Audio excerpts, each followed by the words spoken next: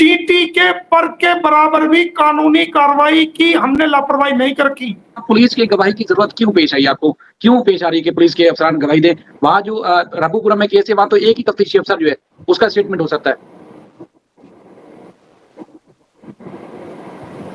देखिए, मैं अपने केस को प्रूव तो करूंगा ना, बुलाऊंगा ना उनको, उनसे ये बात तो मैं कोर्ट में कहलवाऊंगा। हाँ, मोमिन मलिक ने जो है ना आपको एप्लीकेशन दी थी, वो कहेगा हाँ जी दी थी।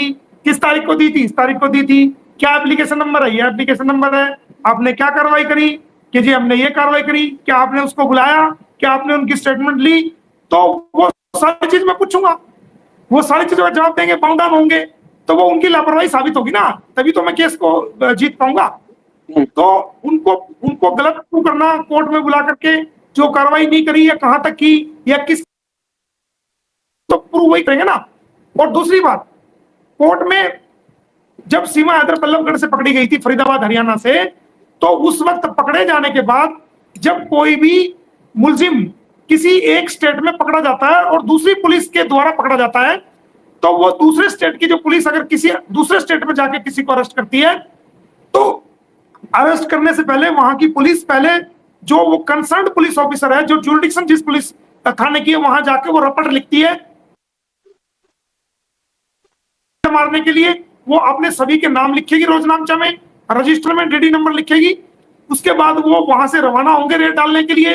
अगर उनकी रेड कामयाब हो जाती है, उस बंदे को अरेस्ट कर लेते हैं, तो उस बंदे को लेके उस थाने में दोबारा आएंगे, उसकी रपट लिखेंगे कि हमने इसको अरेस्ट किया है, उसके साइन कराएंगे। और उसी एरिया में जो सिविल अस्पताल है, सबसे पहला उनका मेडिकल कराया जाएगा कि हमने इस हालत में इनको अरेस्ट किया है, ताकि कल को वो ये एलिगेशन ना लगा दे कि जनाब मुझे अरेस्ट करने के बाद दूसरे स्टेट में एक स्टेट से पकड़ा, दूसरे स्टेट में लेके गए, रास्ते में मारा कुटा, मेरे साथ जुल्म किया। कोई मुलजिम तो ये तक कह देता है कि मेरे साथ रेप कर दिया। बिल्कुल। अच्छा सर भी एलिगेशन आ जाते हैं। अच्छा, पब्लिक के समझने के लिए वो पुलिस वाले समझने के लिए, हाँ वो पुलिस वाले वो मैं पूरी कर दूं, वो पुलिस वाले कि कहीं उन पे कोई एलिगेशन कोई ना लगा दे, 24 घंटे के अंदर उसको अदालत में पेश करते हैं। लेकिन अगर दूसरे स्टेट का मामला है, तो जहां से अरेस्ट होती है, अरेस्ट करते ही उसको तुरंत सरकारी अस्पताल में लेके जाएंगे, उसका मेडिकल कराएंगे, और जो उस इलाके में इलाका मजिस्ट्रेट होता है उसके यहाँ पेश करेंगे। अगर रात का समय उसके घर में पेश करेंगे, एप्लीकेशन लिखेंगे, जनाब हम दूसरे स्टेट की पुलिस हैं, हमने ये मुलजिम यहाँ अरेस्ट किया है, इसका हमने ये मेडिकल कराया है, और हम आपको पेश कर रहे हैं, हमें इसको अपने स्टेट में ले जाने की इजाजत दें, और हम वहां अपने स्टेट के मजिस्ट्रेट के सामने इसको 24 घंटे के अंदर जो है वो पेश कर देंगे। लिहाजा आप हमें ट्रांजिट रिमांड दें, यानी कि सुपरदारी रिमांड, ट्रांजिट रिमांड दें। तो मजिस्ट्रेट तो उसको, जो इलाके का मजिस्ट्रेट होता है, 24 घंटे का उसको ट्रांजिट रिमांड देता है। और जब 24 घंटे गुजर जाएंगे, तो जिस स्टेट की वो पुलिस है, वहां का जो मजिस्ट्रेट है वो बाकायदा वहां उसको पेश करेगा, जहां से पकड़े गए वो मेडिकल लगाएगा, और जब वहां पेश करेगा तो उसका नया मेडिकल कराएगा कि हमने फला दिन इसको पकड़ा था, ये मेडिकल कराया, वहां के मजिस्ट्रेट के सामने हमने पेश किया, ये उनके ऑर्डर्स हैं, और आज हम दोबारा इस कोर्ट में पेश कर रहे हैं, इलाका कोर्ट में, जहां का ये थाना है, जहां से अरेस्ट जहां की पुलिस ने किया है, आज हमने ये मेडिकल कराया। तब उसके बाद मजिस्ट्रेट तमाम पेपर्स को देखने के बाद उसको जो है रिमांड पेपर पे साइन करेगा, और रिमांड पेपर में वो रिमांड मांगेंगे, 14 दिन का चाहिए, 7 दिन का चाहिए, कितने का चाहिए, फिर उसको रिमांड दिया जाएगा, 2 दिन का, 4 दिन का, जैसा भी मजिस्ट्रेट समझेगा कि कितना रिमांड दिया जाना जरूरी है, ताकि उससे रिकवरी हो सके, सबूत पुलिस इकट्ठे कर सके।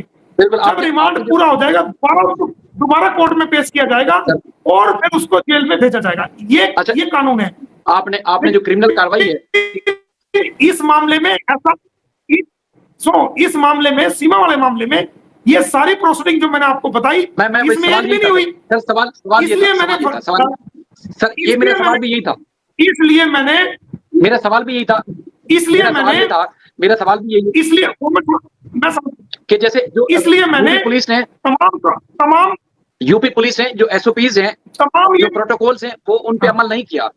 यूपी पुलिस ने प्रोटोकॉल्स पे और एसओपीज पे अमल नहीं किया, बल्कि उसको उठाया और उठा के अपने स्टेट ले गई। आप ये कहना चाह रहे हैं सर?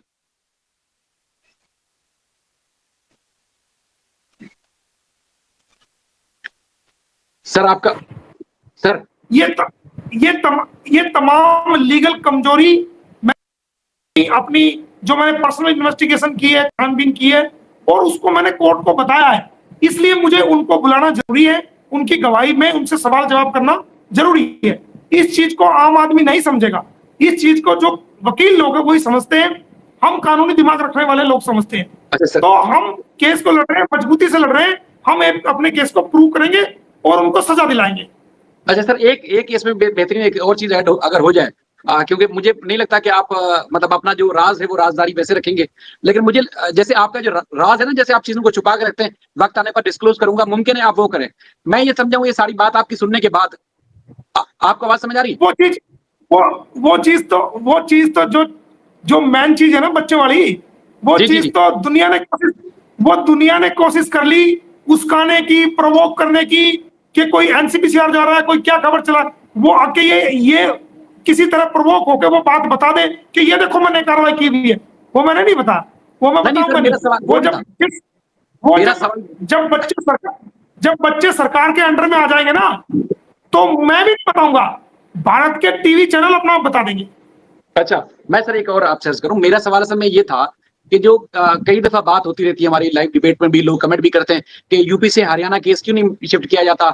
आपने एक दो दफा अपनी वीडियोस में भी तस्करा किया कि यूपी से मैं हरियाणा केस ले जाऊंगा। तो आपको अपनी जो लीगल आपकी कार्रवाई है उससे आपको लगता है कि जो सीमा की गिरफ्तारी थी वो इलीगल थी, और उसके बाद कोर्ट में ये प्रूफ हो जाता है कि उसमें जो फरीदाबाद के पुलिस वाले हैं या एसएचओ रब्बूपुरा हैं या इन्वेस्टिगेशन अफसर हैं, इनके तीनों के स्टेटमेंट हो जाते हैं और ये साबित हो जाता है कि सीमा की यहाँ से गिरफ्तारी को ले जाना इलीगल था, तो ये केस ऑटो पे यूपी से हरियाणा शिफ्ट हो सकता है। ये वाली बात अगर पब्लिक समझना चाहे आपसे, ये रास्ता आसान हो जाएगा। इसके लिए ना मुझे देखो क्या होता है कि इसके लिए ना समय चाहिए, इसके लिए टाइम चाहिए होता है। पहले उत्तर प्रदेश के जो चीफ सेक्रेटरी है, जो उत्तर प्रदेश की सरकार है, उनको लिखना पड़ेगा, हरियाणा सरकार को लिखना पड़ेगा, सेंट्रल गवर्नमेंट को लिखना पड़ेगा।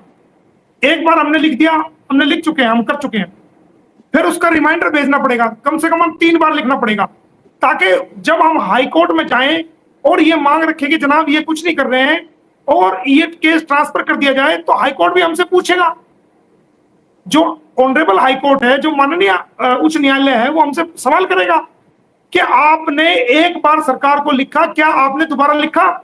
अगर दोबारा लिखा तो कितने दिन के बाद लिखा?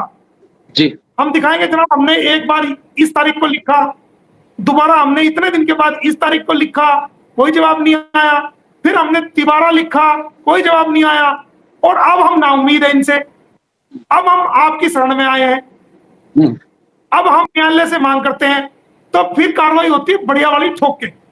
सही है। अच्छा, लेकिन उसके लिए ग्राउंड बनाना पड़ता है, ऐसा नहीं मुंह से बात निकाल दी और बटन दबा दिया और फौरन मिक्सी चल गई, ऐसा नहीं होता। कोई भी कानूनी कार्रवाई है उसके लिए सबूत इकट्ठे करने पड़ते हैं, उसका बेस बनाना पड़ता है, उसका ग्राउंड बनाना पड़ता है, वरना तो कोर्ट से मुंह की खानी पड़ेगी। तो किसी भी कार्य को करने के लिए पहले सबूत इकट्ठे करने पड़ेंगे, सरकार को लिखना पड़ेगा, संबंधित जो कंसर्न्ड ऑफिसर है उसको आपको लिखना पड़ेगा सर। अच्छा, जाके कार्रवाई कर सकते हो। तो इसीलिए जो है सिस्टम है, सिस्टम के तहत सब चीजें होती है। सर, अगर मैं अगर थोड़ा सा अपना आपके सामने एक सवाल रखूं इसमें, इसी चीज को ऐड करते हुए, कि अगर सीमा की गिरफ्तारी कानूनी हरियाणा से बनती है कि पुलिस ने जो कार्रवाई की थी वो कानून को फॉलो करते हुए की थी, तो मेरे ख्याल में फिर आपको ये वाला प्रोसीजर अडॉप्ट करना पड़े कि आप चीफ सेक्रेटरी को लिखें, आप सीएम को लिखें, आप जितने भी गवर्नमेंट के इदारे हैं उनको लिखें, और ये सारी चीजें जब उसकी गिरफ्तारी यहाँ इलीगल साबित हो जाती है कि यहाँ से गिरफ्तारी इसकी इलीगल थी, तो फिर तो वैसे तो ऑटो पे चलेगा ना सर। शायद भाई मैं बताता नहीं हूँ, हम कर चुके हमने आपको बताया, चींटी के पर के बराबर भी कानूनी कार्रवाई की, हमने लापरवाही नहीं रखी, पॉइंट पे हमने कार्रवाई की है। जिस वक्त ये कार्रवाई कोर्ट से होनी शुरू होगी, एक एक पॉइंट के ऊपर आप देखना चारों तरफ से जो ना, आज ये हुआ, आज ये हुआ, आज ये हुआ, क्योंकि हर चीज का एक समय है, हर चीज का एक तरीका है, तरीकेकार है, हर चीज का बेस बनाना पड़ता है, हर चीज को प्रूव करना पड़ता है। ये कानूनी लड़ाई